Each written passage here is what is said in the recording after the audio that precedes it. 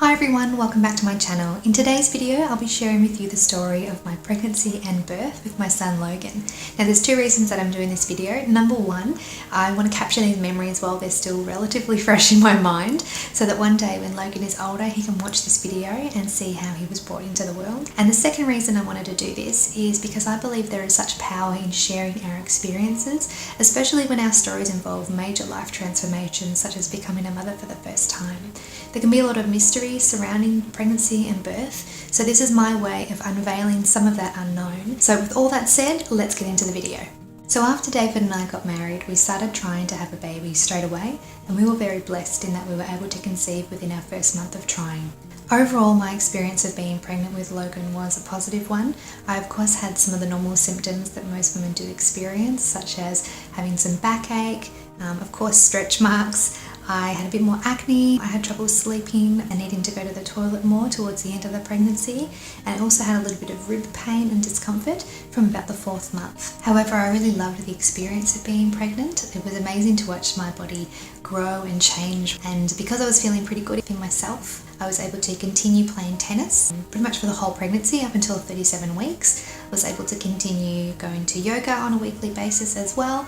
I also did aqua bellies, which is basically a swimming class for mums to be, and I also did a float tank session, which if you haven't heard of that, it's basically a sensory deprivation tank where you are lying in salt water and you get to either choose to have the lid closed or open, and by shutting off all of that sensory input you can really just focus on your belly and the baby. So even if you're not pregnant, it's a really awesome experience to try, but particularly if you are pregnant, I recommend if you can, go and have that float tank experience and let me know how you go. Leave a comment down below. But anyway, I digress. So the pregnancy, as I said, was fairly straightforward. There were no complications or any issues up until 36 weeks. So when we were 36 weeks along, we went for our normal checkup, and the midwife, as she was checking my belly, she said, "Oh, that's interesting," and David and I looked at each other and we weren't quite sure what she meant by that. So she said, "I'll be back in just a second," and she left the room. David and I were concerned. We didn't know if there was something wrong with the baby, if there was something wrong with me, or what exactly was going on. A few minutes later, the midwife came back in with another midwife, and the second midwife checked my belly and confirmed what the first midwife thought was that Logan was breech. So he was upside down. His head was near my heart and his pelvis was down low. So we didn't know when this had happened, or why, or how. There were so many questions and confusion, and to be honest, I was shattered. I was really in shock that this had happened.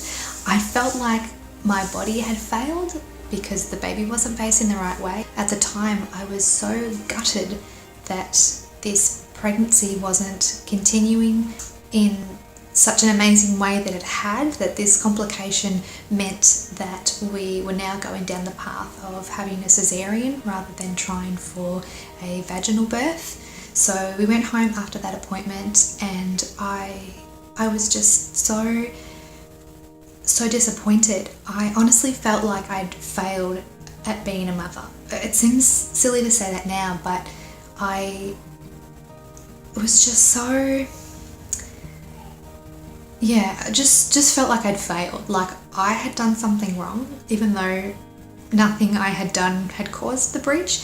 And I know that there are so many things that can go wrong during pregnancy, and for me to be experiencing something that wasn't life-threatening, it was just my perception of the situation and I guess my expectation of how the pregnancy and how the birth would go. Now they say that you should have a birth plan, but be flexible and understanding that that will change.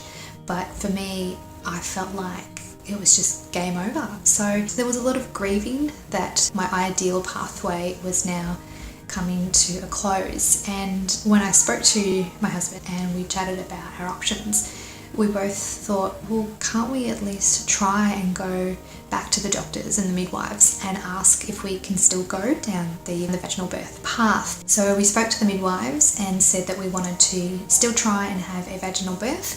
We were met with a little bit of uncertainty. They were supportive of us wanting to try, but it wasn't the norm. There obviously weren't a lot of people, maybe not at that hospital, maybe not anywhere, that would still try and have a vaginal birth with a breech positioned baby. So they said that they'd have to speak to the doctors at the hospital and see if any of them would be willing to entertain the idea of going down this journey with us. So it took a couple of days of waiting to hear back from the hospital, and when we did hear back, we were advised that there was one doctor that had raised his hand and said, yep, I want to meet the couple, I want to try, let's give it a go. Fun fact, the doctor that actually we met with was the same doctor that ended up delivering Logan, and he was the same doctor that actually delivered me when I was born. Oh, I did forget to mention, so once we found out about the breech, we did try a procedure called an ECV. This was an attempt to have a doctor manually turn the baby from the outside, like actually on my tummy,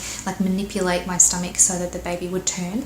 We did go to that appointment, but because we were so far into the pregnancy and because of the position of Logan and the size that he was, when the doctor saw us and put his hands on my belly, he straight away said, no, baby's engaged, we cannot turn.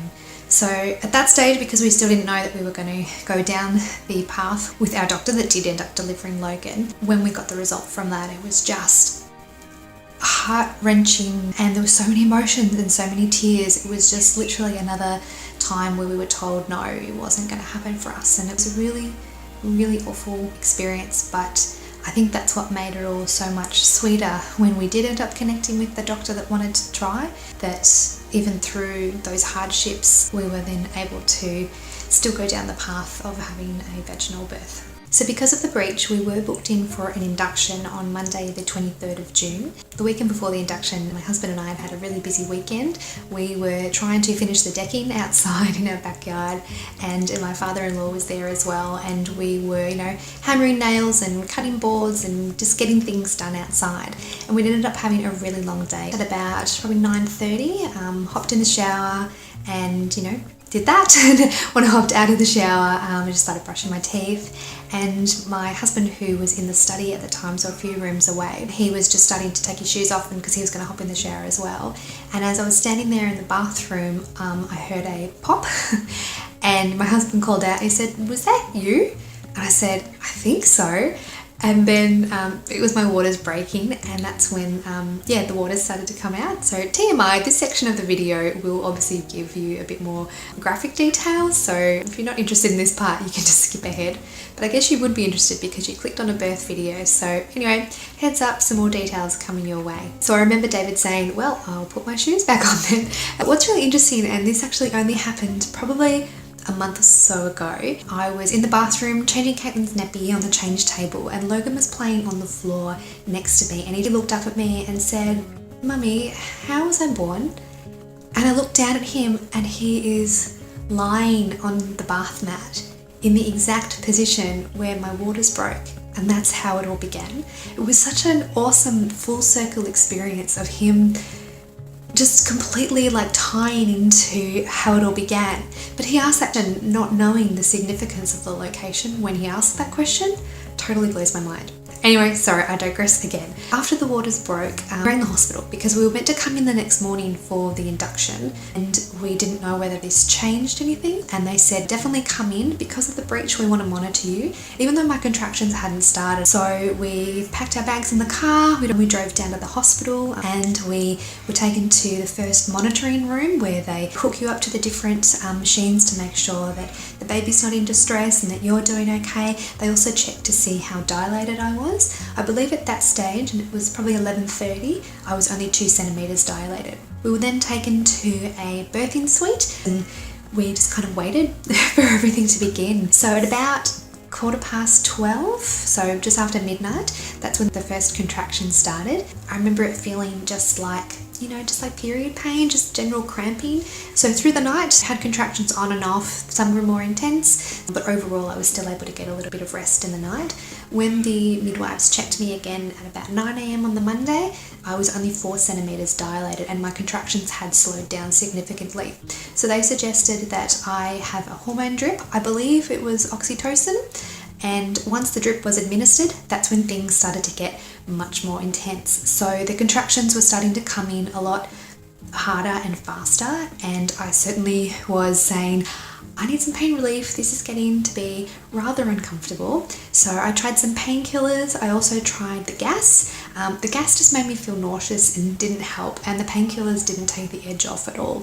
So I very quickly said, I need me an epidural. Get me the epidural. So the doctor came in and was able to give me the epidural. Now, if you've not had one, whether or not you want to have one, the experience can be quite intense because you need to wait until you're in between contractions before they can actually put the needle in your back. So you're sitting there like on the edge of the bed with the doctor like behind you, and you're in the midst of a contraction and you're like, oh my gosh, just put the needle in, I need relief. But you need to wait until it's the right time so that you are sitting as still as possible. So once the epidural was in, it didn't take long for that feeling or that sensation of calm to wash over me.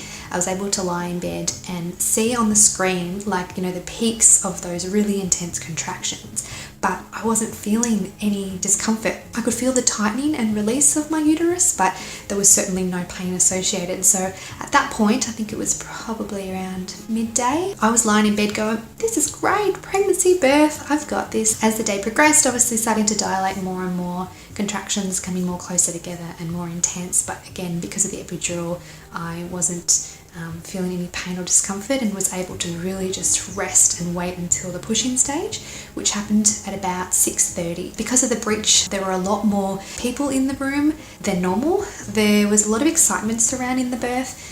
Again, I think it comes back to not a lot of women wanting to go down the vaginal path with a breech baby, or maybe not knowing that that's an option, so it's not really a common occurrence. Again, this might just be in the hospital that I was at, but I got the impression that this was a really significant event in that other people could witness something they might not get to see that often. So we had, I think in the end it was maybe 10 or a dozen people, but everyone that was in the room was there for a reason, depending on what might have gone wrong. So yeah, it was about 6:30 and the pushing began. So I was given an episiotomy. So yeah, like I held David's hand. There was lots of heavy breathing and just a lot of support and encouragement, and just really focusing on using the muscles to push out a baby, like the same muscle you use when you go to the toilet. But because of the epidural, you can't feel if you're actually using the right muscles. So like I'm looking at David and I'm looking at the nurse and saying like, am I doing the right thing? And they were saying, yes, keep going. And in about half an hour, Logan was born. So Logan was born on Monday, the 23rd of June, 2014 at 7:02 p.m. He was 7.62 pounds, which is about 3.46 kilos. And it was just amazing. When he came out, there was such like a relief and a release of emotions and just a rush of excitement that I'd done it. Like I had just given birth, and no matter how you give birth or how you become a mother, that moment of meeting your baby for the first time and holding them and feeling their skin and seeing them so small and precious and vulnerable, and you were just like, what just happened? So they put him on my chest. David was able to cut the umbilical cord and said, it's a boy. We didn't know like what the gender was. I think I mentioned that earlier. So having that added onto just that level of excitement, knowing that we'd waited 9 months to find out, what gender the baby was, and we got to find out that we'd had a little boy and that we called him Logan. And so the doctors took Logan away, cleaned him up, made sure that everything was fine. Like I'm looking at David going, oh my God, like we just had a baby. And they brought Logan back and put him on my chest, and Logan wanted to feed straight away. So, and by that stage you're naked anyway, so like you've got everything out. So I was able to position Logan on my breast, and he started suckling, and I'm looking at him and he's looking at me, and we're just like, what are we doing? Because you've never done it before. Like how do you have any idea about how to breastfeed a baby if you've never done it before? So even just that experience was just like, this is so strange but so awesome, and yeah, just like that, like I became a mother. So in terms of my recovery postpartum and also my breastfeeding experience, I want to address those in separate videos because I'm mindful that this video is already going to be quite long and there's a lot of information I want to share on both of those topics. So make sure you're subscribed to my channel and click the notification bell so you'll be notified when I post those videos. So I also wanted to include a message to Logan as part of this video. My darling Logan, my Logie bear, my sweet pea, my beautiful boy. I love you so much. I am so proud of everything you've learnt and how you've grown over the last 4.5 years.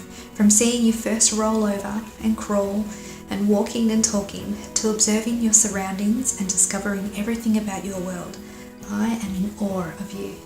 You are such a sweet boy. You are kind, sensitive, generous, observant, funny, playful, adorable, witty and brave. You are courageous, determined, affectionate and wise. It's been an amazing journey being your mum, and I'm so blessed to have you as my son. I love you. So there you go, that's the story of my pregnancy and birth with Logan. I will be doing another video like this talking about my experience with Caitlin, so keep an eye out for that video. I just also wanted to say one last thing. If you are trying to have a baby, I wish you the very best of luck. If you have just had a baby or if you are pregnant, congratulations! You are on an epic roller coaster ride, and I truly hope that it's everything that you want and need. If you have older children, I hope by sharing my story I've stirred up some positive memories for you about your experiences. To everyone, thank you for sharing in my story and for watching this video. Please subscribe if you haven't already, and I will see you soon. Mommy, my son said, and my sons were happy, very great. You have no idea how much love. Play and take some sunny